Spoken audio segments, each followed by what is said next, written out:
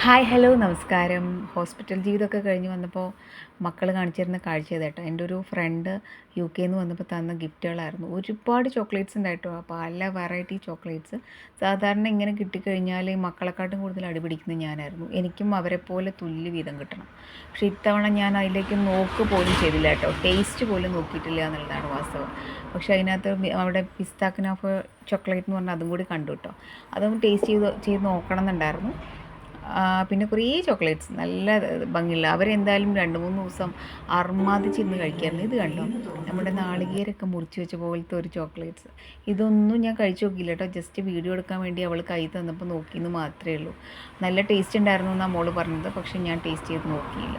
കാണാൻ നല്ല ഭംഗിയുണ്ടായിരുന്നു. ഒരു നാളികേരം മുറിച്ച് വെച്ച പോലെ ഉണ്ടായിരുന്നു കേട്ടോ. കാണാൻ നല്ല അടുക്കി നല്ല ഭംഗിക്ക് വെച്ചേക്കുമായിരുന്നേ.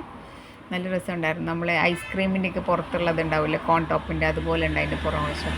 പിന്നെ പിസ്ത കുനാഫ ചോക്ലേറ്റ് അവൾ മുറിച്ച് നോക്കുമായിരുന്നു. പക്ഷേ നമ്മൾ റീൽസ് കണ്ട പോലത്തെ അല്ലായിരുന്നു ഇതിനകത്ത് അകത്തുണ്ടായിരുന്നത്. നമ്മുടെ സോനപപ്പടിയൊക്കെ അല്ലേ, ഈ ബോംബെ പൂട, ബോംബെ മിഠായി എന്നൊക്കെ പറയുന്ന പോലെ പഞ്ഞി കെട്ട് പോലത്തെ അതായിരുന്നു അതിനകത്തെ.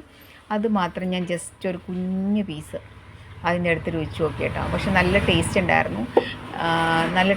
എന്തായാലും അവനൊരു താങ്ക്സ്.